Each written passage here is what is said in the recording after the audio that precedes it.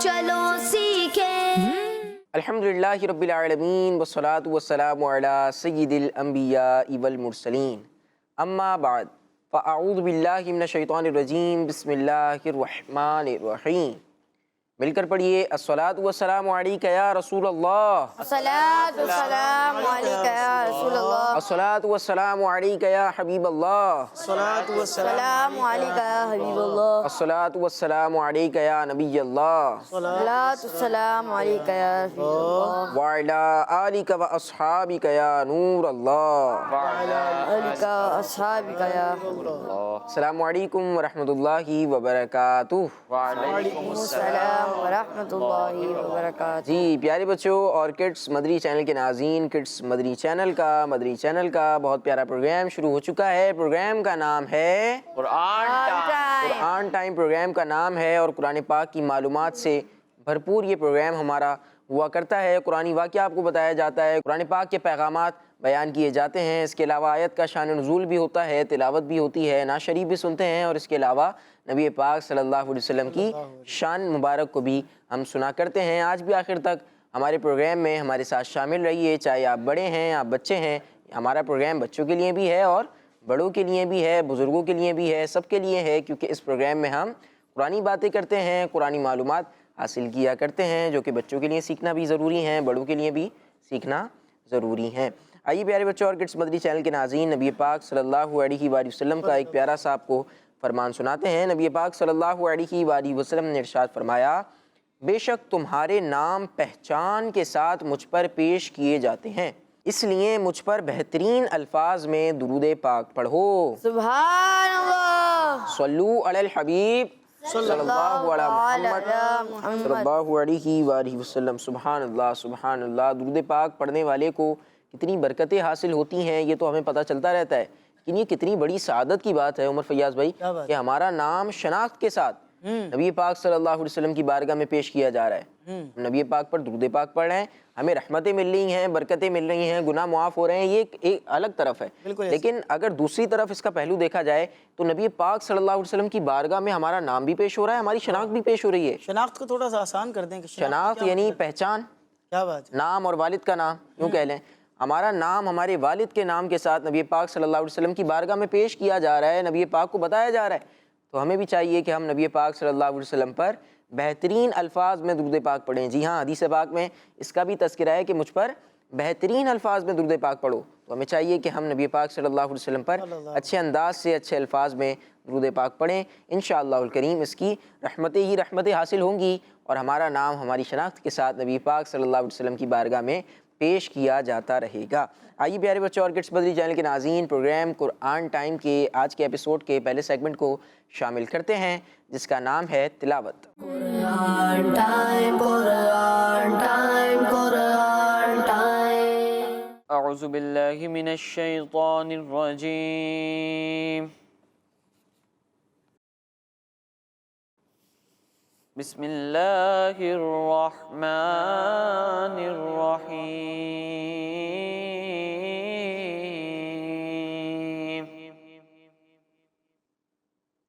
ان الذین کفروا وظلموا لم یکن اللہ لیغفر لهم لم يكن الله ليغفر لهم ولا ليهديهم طريقا إلا طريق جهنم خالدين فيها أبدا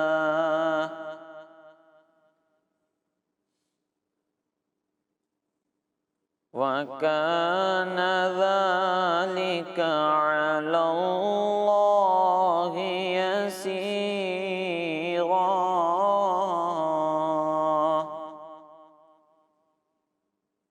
صدق اللہ العظیم۔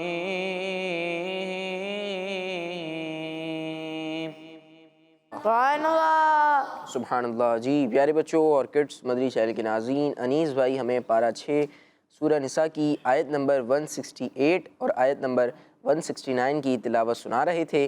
آئیے آپ کو اس کا ترجمہ بیان کرتے ہیں. آسان ترجمہ قرآن کنز العرفان. بے شک وہ لوگ جنہوں نے کفر کیا اور ظلم کیا، اللہ ہرگز انہیں نہ بخشے گا اور نہ انہیں کسی راستے کی ہدایت فرمائے گا مگر جہنم کے راستے کی، جس میں ہمیشہ ہمیشہ رہیں گے، اور یہ اللہ پر بہت آسان ہے. جی پیارے بچوں اور کڈس مدری چینل کے ناظرین، آیتیں سنی ہیں، آپ کو ترجمہ بھی بیان کر دیا گیا ہے. اب آئیے اپنے پروگرام کے اگلے سیگمنٹ کو شامل کرتے ہیں، جس میں ہم پیارا سا کلام سنیں گے. سیگمنٹ کا نام ہے کلام. قرآن ٹائم قرآن ٹائم قرآن ٹائم. اللہم صلی علی سیدنا و مولانا محمد.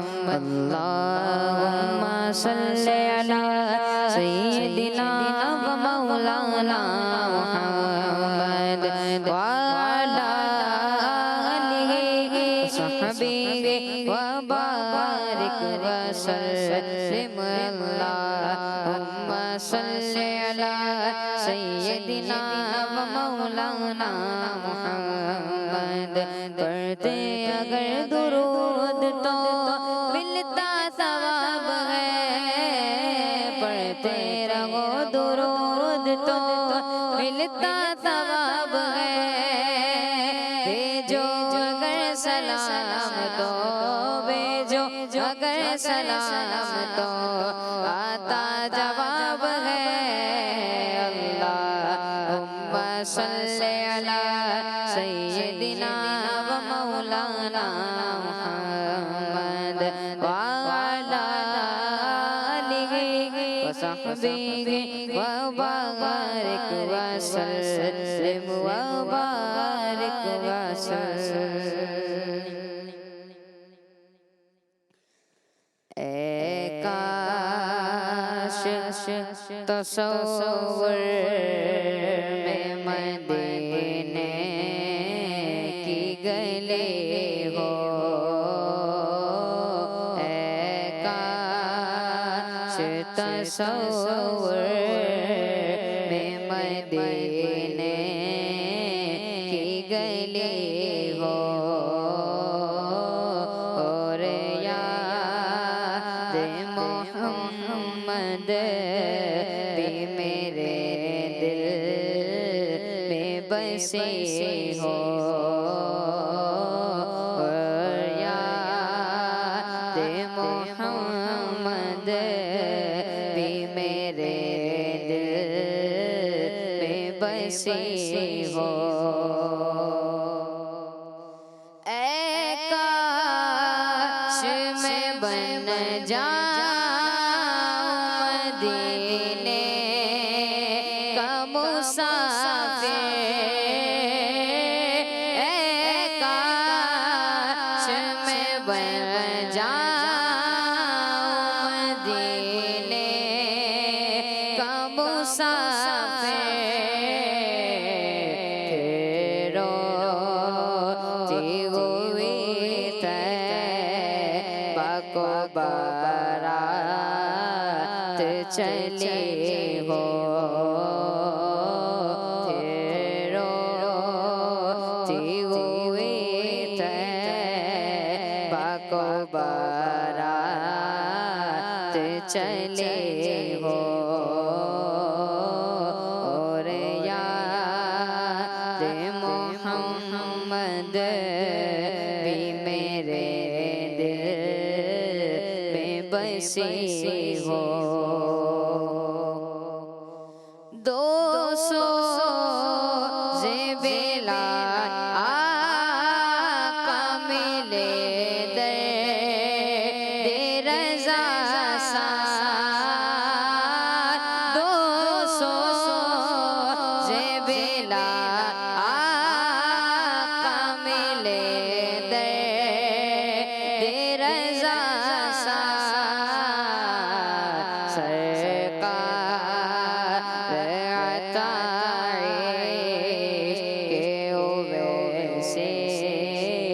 کرنے ہو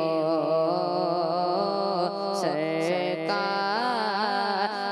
عطا عشق ویسے کرنے ہو اور یاد محمد بھی میرے دل میں بسی ہو اللہ کرم ایسا کرے تجھے پہ جگہ میں اللہ کرم ایسا کرے تجھے پہ جگہ میں اے دعوت اسلام تیرے دھوم مچی ہو اے دعوت اسلام تیرے دھوم مچی ہو اے کاش تصور مدینے کی گلی ہو اور یاد محمد بھی میرے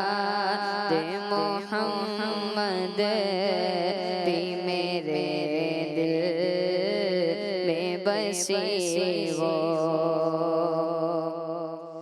عطار ہمارا ہے ہمارا ہے ہمارا عطار ہمارا ہے ہمارا ہے ہمارا عطار ہمارا ہے سر حشر سے کا دستے شگبت سے یہ چیٹھی ملے ہو دستے شگبت سے یہ چیٹھی ملے ہو اور یاد محمد بھی میرے دل میں بسی ہو اے کاش تصور میں مدینے کی گلی ہو سبحان اللہ، ماشاء اللہ ماشاء اللہ، بہت پیارا کلام ہم سن رہے تھے جہانزیب بھائی سے۔ اے کاش تصور میں مدینے کی گلی ہو اور یاد محمد بھی میرے دل میں بسی ہو، عطار ہمارا ہے سر حشر سے کاش دستے شہ بطحا سے یہی چٹھی ملی ہو۔ اللہ کرم ایسا کرے تجھ پہ جہاں میں، اے دعوت اسلامی تیری دھوم مچی ہو، آمین۔ ماشاءاللہ بہت پیارا کلام تھا اور اس میں التجا بھی کی جا رہی ہے، دعائیں بھی کی جا رہی ہیں۔ آئیے پیارے بچوں اور کڈس مدری چینل کے ناظرین، پروگرام کو آگے بڑھاتے ہیں اور اپنے پروگرام کے اگلے سیگمنٹ کو شامل سلسلہ کرتے ہیں۔ اور ہمارا اگلا سیگمنٹ یہ بہت اہم سیگمنٹ ہوتا ہے، کیونکہ اس سیگمنٹ میں ہم اللہ پاک کے پیغامات جو کہ قرآن پاک میں بیان کیے گئے ہیں وہ ہم سنا کرتے ہیں۔ آئیے سیگمنٹ کو شامل کرتے ہیں جس کا نام ہے message of Quran. Quran time, Quran time, Quran time. پیارے بچوں، اللہ پاک پارہ 16 سورہ طٰہٰ کی آیت نمبر 112 میں ارشاد فرماتا ہے وَمَن يَعْمَلْ مِنَ الصَّالِحَاتِ وَهُوَ مُؤْمِنٌ فَلَا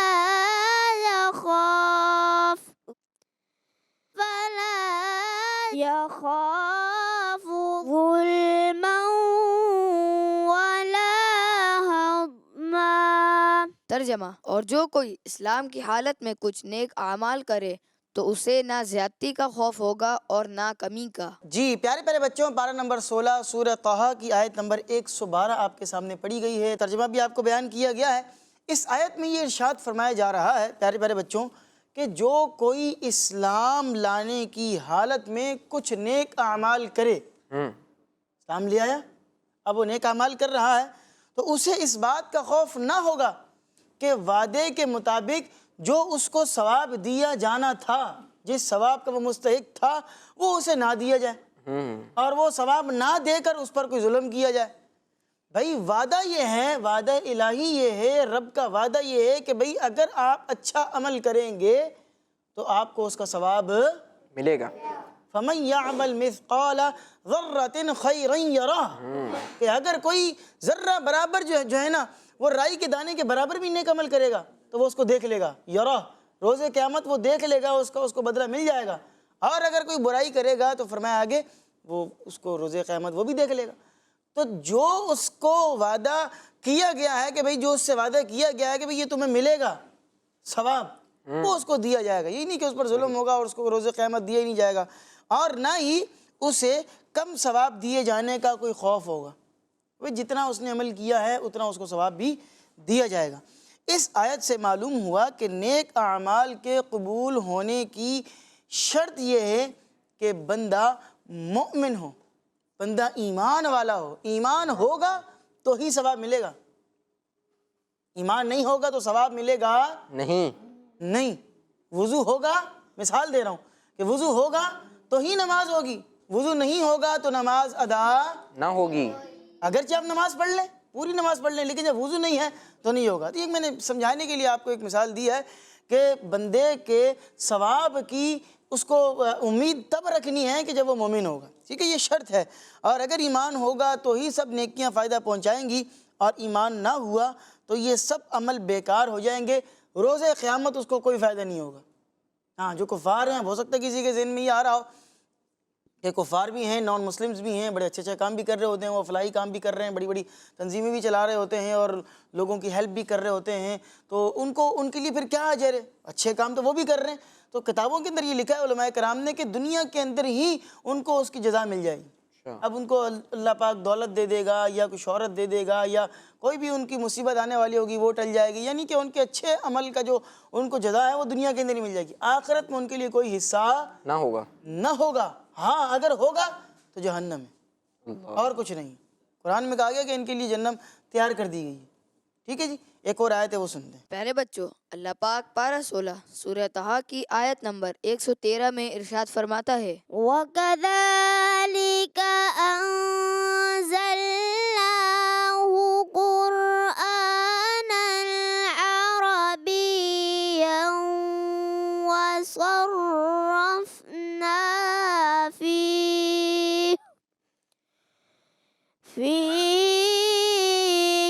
مِنَ الْوَعِيدِ لَعَلَّهُمْ يَتَّقُونَ أَوْ يُحْدِثُ لَهُمْ ذِكْرًا۔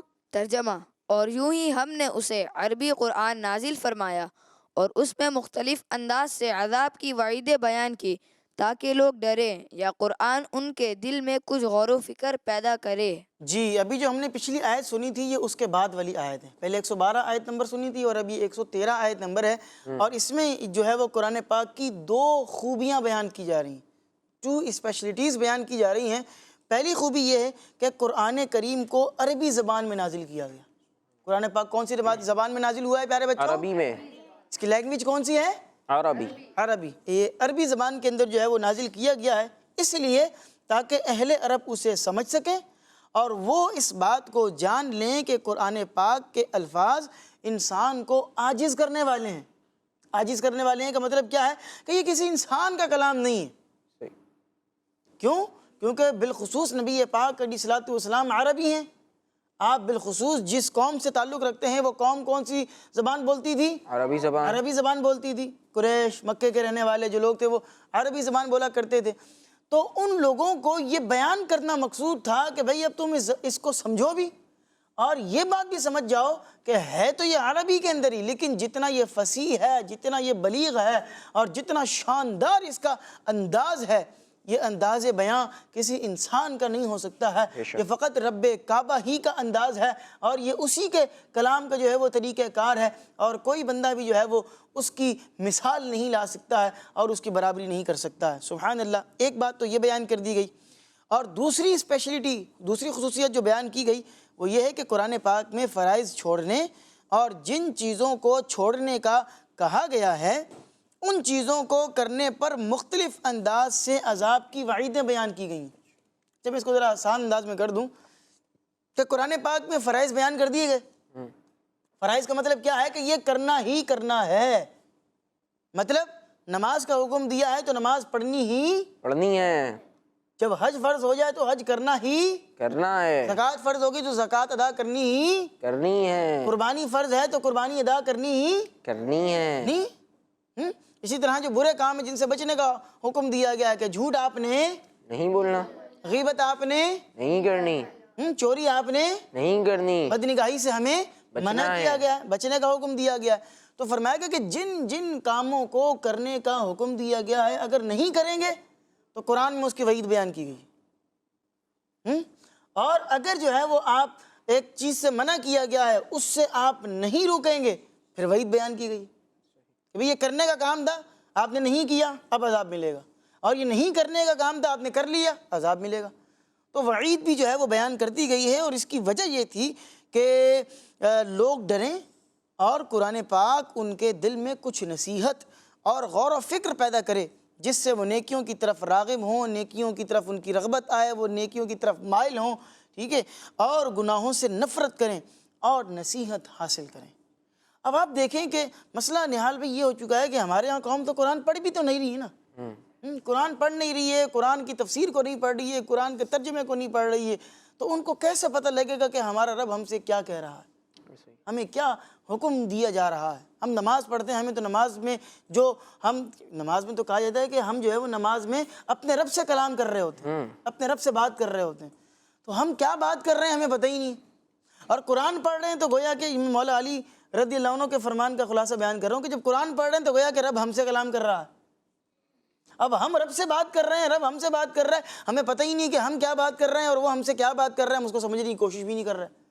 نحال بھائی میں اس جملے پر اختتام کروں گا کہ ہوتا کیا ہے کہ ہمارے پاس جو واٹس ایپ میں بعض اوقات کیا ہوتا ہے کہ کیونکہ پاکستان کے رہنے والے افراد ہیں، ان کی ہماری جو یہاں کی قومی زبان ہے وہ اردو ہے، ٹھیک ہے، تو ایک تعداد ہوتی ہے جن کو انگلش وغیرہ سمجھ میں نہیں آتی ہے، تو اب اگر انگلش نہیں آتی ہے تو کیا کرتے ہیں، اس کو انٹرنیٹ پر جا کر اور سہارا لے کر اور مختلف گیجٹس کا سہارا لے کر اس کو ٹرانسلیٹ کرتے ہیں۔ صحیح، ایسا ہی ہے۔ اسی طرح جو ہے وہ اگر نہیں سمجھ میں آ رہا تو آج کل کے زمانے کے اندر ذرا جدید دور ہے، آپ بولتے ہیں اردو میں اور وہ لکھا ہوا آپ کے پاس ٹائپنگ میں انگلش میں آ جاتا ہے، یعنی کہ دنیاوی کاموں کو کرنے کے لیے ہمارے پاس 100 ہیلے، 100 بہانے، 100 طریقہ کار موجود ہیں، لیکن قرآن میں ہمیں کیا کہا جا رہا ہے ہمیں وہ سمجھ میں نہیں آ رہا ہے، بولتے ہیں جی عربی میں ہمیں تو سمجھ میں نہیں آتا۔ ارے بھائی آپ دیکھیں اعلیٰ حضرت نے کتنا زبردست ترجمہ کر دیا، شیخ الحدیث و تفسیر مفتی قاسم صاحب نے کتنا زبردست ترجمہ کر دیا ہے، یا ایھا الذین آمنوا، اے ایمان والو، ساری وہ آیات جس میں یا ایھا الذین آمنوا ہے وہ ہمیں لکھ کر دے دیا ہے، اتنا زبردست تو کام کر دیا ہے۔ اور صرف اگر پروگرامز وغیرہ ہی دیکھیں، اس طرح کی نشریات دیکھیں تو اس سے بھی بہت معلومات مل جاتی ہے۔ بالکل، ابھی اس وقت آپ کا جو پروگرام چل رہا ہے قرآن پاک پر ہی ٹوٹل ہمارا پروگرام بیس کرتا ہے، تو اس طرح کے پروگرامز آپ دیکھیں، اس طرح کے کتابوں کا مطالعہ کریں تو برکتیں ہی برکتیں ہوں گی۔ بس بات یہ ہے کہ آپ نے ان کو اٹھانا ہے، پڑھنا ہے، سمجھنا ہے اور ان باتوں پر عمل کرنا ہے۔ سبحان اللہ۔ جی پیارے بچوں اور کڈس مدری چینل کے ناظرین، ہمیں بتایا جا رہا ہے کہ ہمیں قرآن پاک کو پڑھنا ہے، قرآن پاک کے ترجمے کو بھی سیکھنا ہے، اس میں کیا بیان کیا گیا، اس کی کیا تفسیر ہے، کیا وضاحت ہے، یہ بھی ہمیں پتہ ہونا چاہیے، اور ہمیں کوشش بھی کرنی چاہیے، جستجو ہونی چاہیے۔ بہت پیاری موبائل اپلیکیشن کا میں آپ کو بتاتا ہوں جس کا نام ہے تفسیر قرآن صراط الجنان۔ آپ اس کو پلے اسٹور سے، ایپ اسٹور سے ڈاؤن لوڈ کر سکتے ہیں، اور اس کو ڈاؤن لوڈ کر لیں۔ میں بھی مشورہ دوں گا کہ ابھی اس کو ڈاؤن لوڈ کر لیں، کیونکہ یہ اتنی پیاری اپلیکیشن ہے۔ اس میں عمر فیاض بھائی قرآن پاک بھی موجود ہے، ساتھ میں قرآن پاک کا ترجمہ کنز الایمان بھی موجود ہے، ترجمہ کنز العرفان بھی موجود ہے، اور جو اس کی وضاحت ہے وہ آسان انداز میں اردو کے اندر بیان کی گئی ہے۔ جی ہاں، جی ہاں، وہ عربی والا مسئلہ نہیں ہے، وہ جو ہیلا بہانہ ہوتا ہے کہ بھائی عربی میں ہیں، ہم کیسے سمجھیں، کیسے سیکھیں، تو آپ کی زبان میں، آپ کی مادری زبان میں بہت آسان کر کے مفتی قاسم صاحب نے ہمیں یہ دے دیا ہے، اور یہ بہت اچھا کام کیا ہے۔ تو اس کو آپ انٹرنیٹ سے موبائل میں ڈاؤن لوڈ بھی کر سکتے ہیں، پوری کتاب بھی لینا چاہیں تو وہ بھی مکتبۃ معرفت المدینہ سے القرآن کے نام سے حاصل بھی کر ایک سکتے ہیں۔ کتاب ہے معرفت القرآن، مفتی قاسم صاحب نے ہی وہ اس کا ترجمہ کیا ہے، ایک ایک لفظ اس کا ترجمہ کیا کیا گیا، بات۔ باکس کے اندر ایک لفظ لکھا ہے اس کا ترجمہ۔ بعض لوگوں کو ہوتا ہے پھر لفظ ٹو لفظ ہم قرآن پاک کو پڑھیں، تو آپ اس کو بھی، اگر آپ اس کی پوری اپلیکیشن موجود ہے، اپلیکیشن میں آپ جائیں گے اس کو ڈاؤن لوڈ کریں اور وہاں سے بھی آپ جو ہے وہ برکتیں حاصل کر سکتے ہیں۔ بے شک یہ ہمیں کرنا چاہیے، اور بلکہ میں مشورہ دیتا ہوں کہ آئی ٹی دعوت اسلامی کا جو ڈپارٹمنٹ ہے اس نے 40 سے زیادہ اپلیکیشنز لانچ کر دی ہیں، تو ہمیں چاہیے کہ وہ جتنی اپلیکیشنز ہو سکیں، فائدہ مند اپلیکیشنز ہیں، وہ سب ہم ڈاؤن لوڈ کر لیں۔ اور یہ جو میجر اپلیکیشنز ہیں، صراط الجنان، القرآن کریم، اور اس کے علاوہ پریئر ٹائمز جو ہماری موبائل اپلیکیشن ہے، اس کو تو ہم ڈاؤن لوڈ کر ہی لیں، تو انشاءاللہ الکریم فائدے ہی فائدے حاصل ہوں گے۔ آئیے پیارے بچوں اور کڈس مدری چینل کے ناظرین، پروگرام قرآن ٹائم کے اگلے سیگمنٹ کو شامل کرتے ہیں، جس کا نام ہے بیان نزول۔ قرآن ٹائم، قرآن ٹائم، قرآن ٹائم۔ پیارے بچوں اور کڈس مدنی چینل کے ناظرین، جیسا کہ آپ کو معلوم ہے اس سیگمنٹ میں قرآنی آیت کے شان نزول بیان کیے جاتے ہیں، تو آج ہم پارہ 10 سورہ انفال کی آیت نمبر 70 کے شان نزول کے بارے میں سنیں گے۔ یا ایہا النبی قل لمن فی ایدیکم من الاسراء یعلم اللہ فی قلوبکم خیرا یؤتکم خیرا مما أخذ منكم ويغفر لكم واللہ غفور رحیم۔ ترجمہ: اے غیب کی خبر بتانے والے نبی، جو قیدی تمہارے ہاتھ میں ہیں ان سے فرماؤ، اگر اللہ نے تمہارے دلوں میں بھلائی جانی تو جو تم سے لیا گیا ہے اس سے بہتر تمہیں عطا فرمائے گا اور تمہیں بخش دے گا، اور اللہ بخشنے والا مہربان ہے۔ آئیے بچوں اب اس آیت کا شان نزول یعنی نازل ہونے کی وجہ سنتے ہیں۔ تو بچوں یہ آیت حضرت عباس بن عبد المطلب رضی اللہ تعالیٰ عنہ کے بارے میں نازل ہوئی، جو حضور صلی اللہ علیہ وآلہ وسلم کے چچا ہیں۔ یہ کفار قریش کے ان 10 سرداروں میں سے تھے جنہوں نے جنگ بدر میں کفار کے گروپ کے کھانے کی ذمہ داری لی تھی، اور یہ اس خرچ کے لیے 20 اوقیہ سونا ساتھ لے کر چلے تھے، لیکن جس دن کھانا کھلانے کی باری آئی اسی دن جنگ کا واقعہ پیش آیا، تو یہ 20 اوقیہ سونا ان کے پاس بچ گیا۔ جب انہیں مسلمانوں نے پکڑ لیا اور یہ سونا ان سے لیا گیا تو انہوں نے درخواست کی کہ یہ سونا ان کی فدیہ یعنی بدلے میں شمار کر لیے جائے، مگر حضور صلی اللہ علیہ وآلہ وسلم نے انکار کرتے ہوئے ارشاد فرمایا کہ جو چیز ہماری مخالفت میں لے کر آئے تھے وہ نہیں دی جائے گی، اور حضرت عباس رضی اللہ تعالیٰ عنہ پر ان کے دونوں بھتیجوں کے فدیے کا وزن بھی ڈال دیا گیا۔ تو حضرت عباس رضی اللہ تعالیٰ عنہ نے عرض کیا، یا محمد صلی اللہ علیہ وآلہ وسلم، کہ آپ مجھے اس حال میں چھوڑو گے کہ میں باقی عمر قریش سے مانگ مانگ کر زندگی گزاروں؟ تو حضور صلی اللہ علیہ وآلہ وسلم نے فرمایا کہ پھر وہ سونا کہاں ہے جو مکہ شریف سے چلتے وقت تمہاری بیوی حضرت ام الفضل رضی اللہ عنہا نے دفن کیا تھا، اور تم نے ان سے کہا تھا کہ کچھ پتہ نہیں میرے ساتھ کیا ہو، اگر میں جنگ میں کام آ جاؤں تو یہ تیرا ہے۔ اور حضرت عبداللہ رضی اللہ تعالیٰ عنہ اور حضرت عبید اللہ رضی اللہ تعالیٰ عنہ کا، اور حضرت فضل رضی اللہ تعالیٰ عنہ اور حضرت قسم رضی اللہ تعالیٰ عنہ کا، یعنی سب ان کے بیٹے تھے۔ حضرت عباس رضی اللہ تعالیٰ عنہ نے عرض کیا کہ آپ کو یہ سب کیسے معلوم ہوا؟ حضور صلی اللہ علیہ وسلم نے فرمایا، مجھے میرے رب نے بتایا ہے۔ اس پر حضرت عباس رضی اللہ تعالیٰ عنہ نے عرض کیا کہ میں گواہی دیتا ہوں بے شک آپ سچے ہیں، اور میں گواہی دیتا ہوں کہ اللہ پاک کے سوا کوئی نہیں ہے جس کی عبادت کی جائے، اور بے شک آپ اس کے بندے اور رسول ہیں۔ سبحان اللہ۔ میرے اس راز کو اللہ پاک کے علاوہ کوئی نہیں جانتا تھا۔ اور پھر حضرت عباس رضی اللہ تعالیٰ عنہ نے اپنے بھتیجوں عقیل و نوفل کو حکم دیا، وہ بھی اسلام لائے۔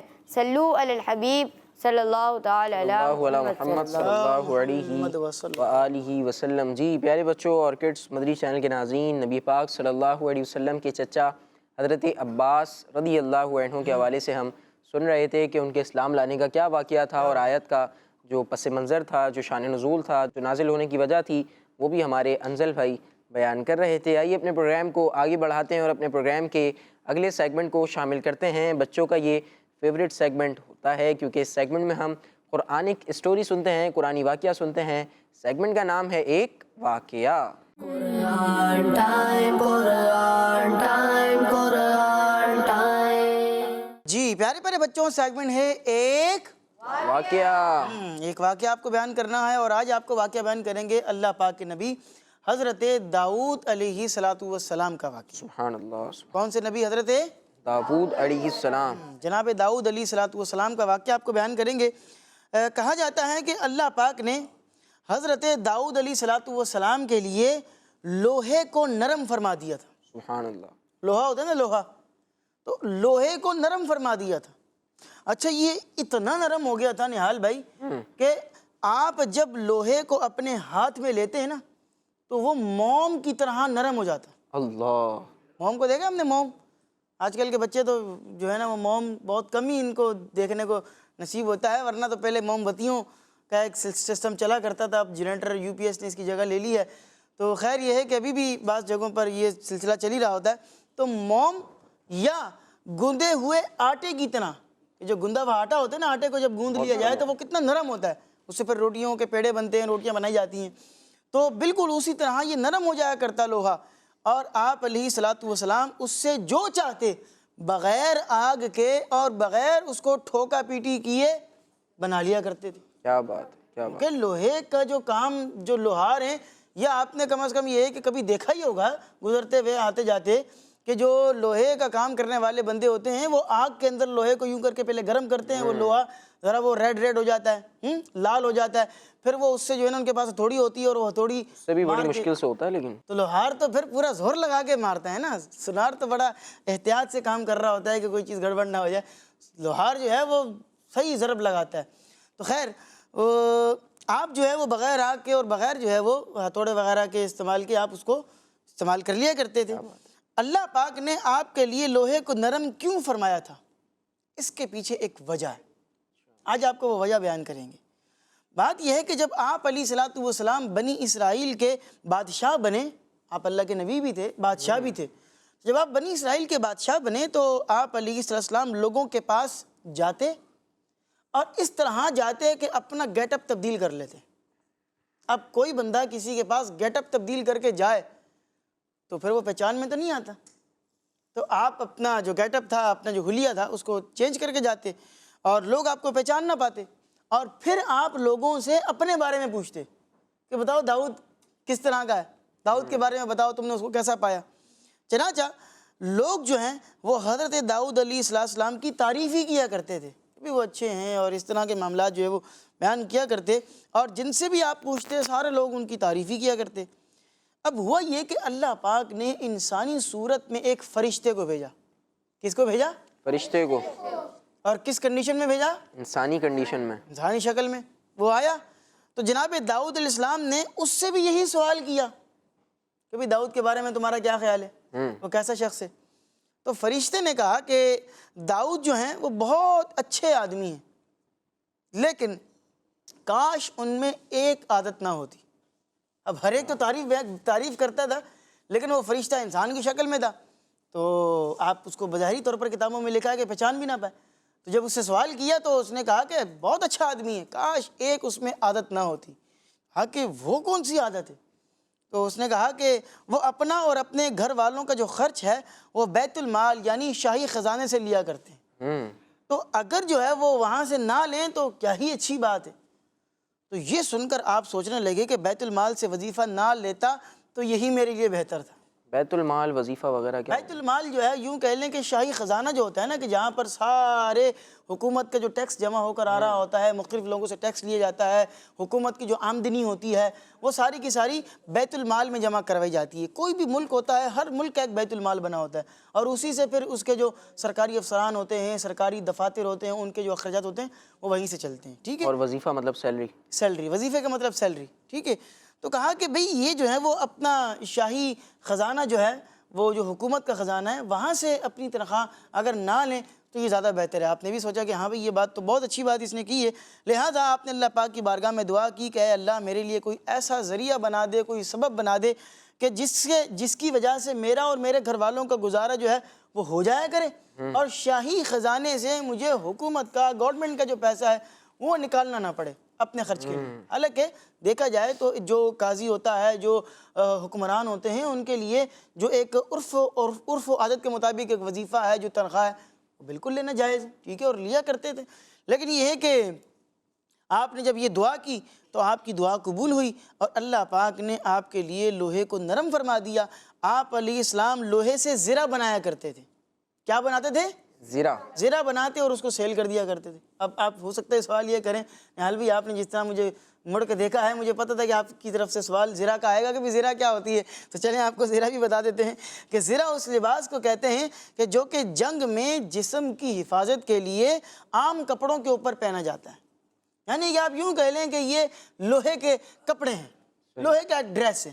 کسی نے دور سے نیزہ مار دیا ہے یا تلوار وغیرہ ہے, اس سے بچاؤ کے لیے آپ یوں کہہ لیں کہ آج کے زمانے میں جس طرح ایک بلڈ پروف جیکٹ ہوتی ہے نا, اس زمانے کے اندر جو ہے وہ یہ زرہ استعمال کی جاتی تھی, اور لوگ اس کو زرہ کو پہن لیا کرتے تھے تاکہ سینے کے اوپر کوئی وار کرے, پیٹ کے اوپر وار کرے تو اس سے بچت ہو جائے. اور وہ چونکہ لوہے کی بنی ہوتی تھی, پکے لوہے کی, تو اس لیے وہ پھر تلوار وغیرہ آر پار نہیں ہوا کرتی تھی. تو آپ جو ہے وہ روزانہ یہ زرہ بناتے اور اس کو آگے سیل کر دیا کرتے تھے, بیچ دیا کرتے تھے, اور ان پیسوں کو اپنے اور اپنے گھر والوں پر خرچ فرماتے اور غریبوں پر بھی صدقہ و خیرات کیا کرتے.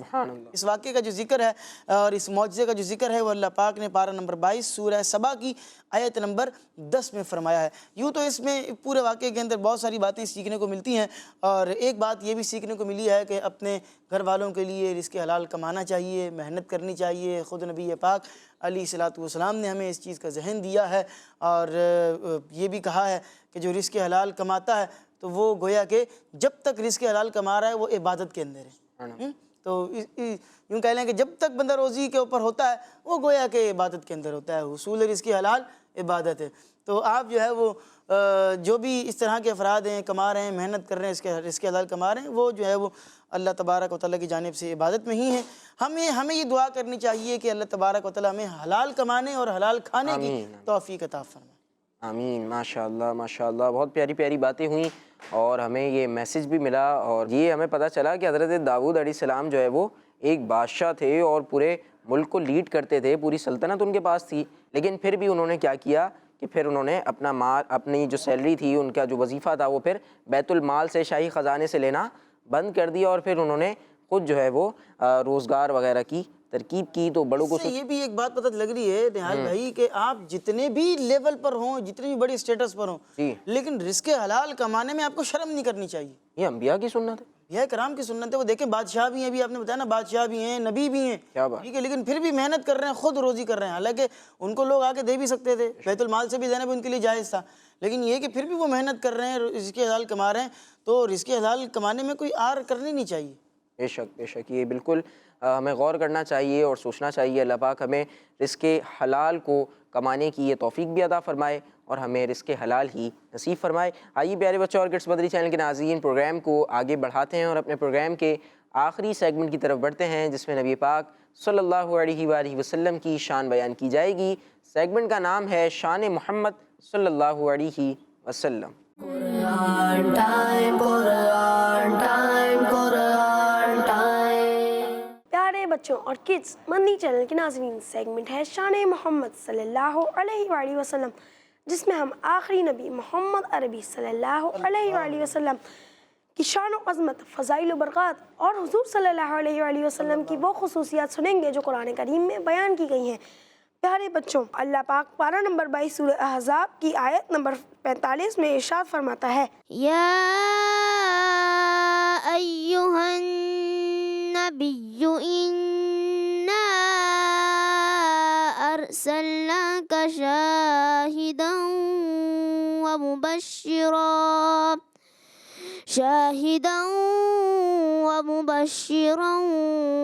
ونذیرا. ترجمہ, اے نبی بے شک ہم نے تمہیں گواہ اور خوشخبری دینے والا اور ڈر سنانے والا بنا کر بھیجا۔ پیارے بچوں اور کڈس مدنی چینل کے ناظرین، کیا شان ہے ہمارے پیارے آقا مکی مدنی مصطفیٰ صلی اللہ علیہ وآلہ وسلم کی۔ اللہ پاک نے آپ کے پیارے پیارے ناموں کو قرآن پاک میں ذکر کرتے ہوئے فرمایا کہ آپ شاہد ہیں، آپ مبشر ہیں اور آپ نذیر بھی ہیں۔ پیارے بچوں، پیارے آقا صلی اللہ علیہ وآلہ وسلم کا ایک پیارا پیارا نام جو اس آیت میں ذکر ہوا، شاہد، اس کا معنی ہے گواہ، اور گواہ وہی ہوتا ہے جو موجود بھی ہو اور دیکھ بھی رہا ہو، یعنی حاضر بھی ہو، ناظر بھی ہو۔ جب اللہ پاک فرما رہا ہے کہ اے محبوب صلی اللہ علیہ وآلہ وسلم، ہم نے آپ کو شاہد بنا کر بھیجا، یعنی ہم نے آپ کو حاضر بھی بنایا، ناظر بھی بنایا، تو پتہ چل گیا کہ میرے آقا مکی مدنی مصطفیٰ صلی اللہ علیہ وآلہ وسلم اپنے روضے شریف میں تشریف فرما ہے، زندہ ہیں اور اپنی پوری امت کو دیکھ بھی رہے ہیں۔ پھر جب چاہتے ہیں، جہاں چاہتے ہیں تشریف بھی لے جاتے ہیں۔ امت کے حال سے وہ آگاہ ہر گھڑی ہیں، خوابوں میں آ رہے ہیں، بگڑی بنا رہے ہیں۔ صلو علی الحبیب صلی اللہ تعالی علی محمد صلی اللہ علیہ وآلہ وسلم۔ سبحان اللہ، سبحان اللہ۔ بہت پیاری پیاری ہمیں باتیں پتہ چلی، اور شان محمد سیگمنٹ کا نام تھا۔ ہمیں پتہ چلا کہ نبی پاک صلی اللہ علیہ وسلم حاضر بھی ہیں، ناظر بھی ہیں۔ واہ، حاضر بھی ہیں یعنی موجود ہیں، اور ناظر بھی ہیں مطلب دیکھ بھی رہے ہیں۔ علی رضا بھائی نے بہت پیاری بات بتائی کہ نبی پاک صلی اللہ علیہ وسلم اپنے روضے مبارکہ میں، اپنی قبر شریف میں زندہ بھی ہیں، اور جہاں چاہتے ہیں آتے ہیں، جاتے ہیں، ہمیں دیکھ بھی رہے ہیں۔ پتہ چلا نا بھائی، حاضر بھی ہیں، ناظر بھی ہیں، شاہد ہیں۔ اور یہ بھی بڑی اچھی بات پتہ چلی کہ شاہد ہیں، اور شاہد کون ہوتا ہے؟ بھائی جو دیکھ بھی رہا ہو اور جو حاضر بھی ہو، جو موجود بھی ہو۔ اور بہت پیارا شعر پڑھا کہ امت کے حال سے وہ آگاہ ہر گھڑی ہیں، امت کے حال سے وہ آگاہ ہر گھڑی ہیں، خوابوں میں آ رہے ہیں، بگڑی بنا رہے ہیں۔ سبحان اللہ، سبحان اللہ۔ نبی پاک صلی اللہ علیہ وسلم کی یہ شان ہے کہ نبی پاک صلی اللہ علیہ وسلم حاضر بھی ہیں، ناظر بھی ہیں، اور یہی ہمارا عقیدہ ہے، اور ہمارا ایمان بھی اسی بات پر ہے کہ نبی پاک صلی اللہ تعالیٰ علیہ وسلم اپنی قبر انور میں تشریف فرما ہیں، زندہ ہیں، انہیں رزق بھی دیا جاتا ہے، اور اس کے علاوہ وہ جہاں چاہتے ہیں آتے ہیں اور جاتے ہیں، تشریف لے جاتے ہیں۔ اعلیٰ حضرت نے لکھا ہے نا کہ فریاد امتی جو کرے حال زار میں، سبحان اللہ۔ ممکن نہیں کہ خیر بشر کو خبر نہ ہو۔ وہ بشیر بھی ہیں، وہ نذیر بھی ہیں، وہ حاضر بھی ہیں، وہ ناظر بھی ہیں، وہ شاہد بھی ہیں، اور وہ اپنے جو خود فرما رہے نا کہ الانبیاء احیاء فی قبورہم، کہ انبیاء اپنی قبروں میں زندہ ہوتے ہیں۔ اور پھر جو شاہد کا لفظ بالخصوص انہوں نے جو لقب نبی پاک اسلام کا ہے وہ ذکر کیا، تو یہی شاہد کے لقب کے مصداق کے مطابق نبی پاک علیہ الصلوۃ والسلام جنت کو بھی دیکھ رہے ہیں، سبحان اللہ، خبر یہاں دے رہے ہیں کہ جنت ہے، اور جا کر معراج کی رات دیکھ کر بھی آ رہے ہیں، کیا بات، حاضر بھی ہو رہے ہیں، دیکھ بھی رہے ہیں۔ جہنم کے عذابات کی خبر یہاں دی ہے تو وہاں دیکھ کر بھی آ رہے ہیں، وہاں خود جا کے اس کو ملاحظہ بھی فرما رہے ہیں۔ اور جب یہ بتا دیا کہ اللہ ہے اور اللہ ایک ہے، تو معراج کی رات جا کر رب کا دیدار بھی کر رہے ہیں، اور آ کر لوگوں کو خبر بھی سنا رہے ہیں۔ سبحان اللہ، شاہد بھی ہیں، وہ حاضر بھی ہیں، وہ ناظر بھی ہیں، وہ بشیر بھی ہیں، وہ نذیر بھی ہیں۔ سبحان اللہ، سبحان اللہ۔ شعر بھی آپ نے بہت پیارا پڑھا کہ فریاد امتی جو کرے حال زار میں، ممکن نہیں کہ خیر بشر کو خبر نہ ہو۔ نبی پاک صلی اللہ علیہ وسلم اپنے امتیوں کے احوال سے واقف ہیں۔ نبی پاک صلی اللہ علیہ وسلم ہم سب کو دیکھ رہے ہیں۔ نبی پاک صلی اللہ علیہ وسلم ناظر بھی ہیں، حاضر بھی ہیں۔ اسی پیارے سے سیگمنٹ کے ساتھ، انہی اچھی اچھی باتوں کے ساتھ ہمارے پروگرام قرآن ٹائم کے آج کے ایپیسوڈ کا وقت ختم ہوا۔ آپ سے ملاقات ہوگی ہماری اگلی ایپیسوڈ میں۔ ہمارے یوٹیوب چینل کو سبسکرائب بھی کر لیجئے، اور ہمارے جو پروگرام ہے اس کو آگے شیئر بھی کر دیجئے۔ اپنا خیال رکھیے، ہمیں دعا میں یاد رکھیے، اور نمازوں کی پابندی کیجیے۔ صلو علی الحبیب صلی اللہ علی محمد صلی اللہ علیہ وآلہ وسلم۔ دیکھتے رہیے کڈس مدنی چینل۔ قرآن ٹائم، قرآن ٹائم، قرآن ٹائم، تلاوت ہے اور واقعات بھی ہیں، کھیل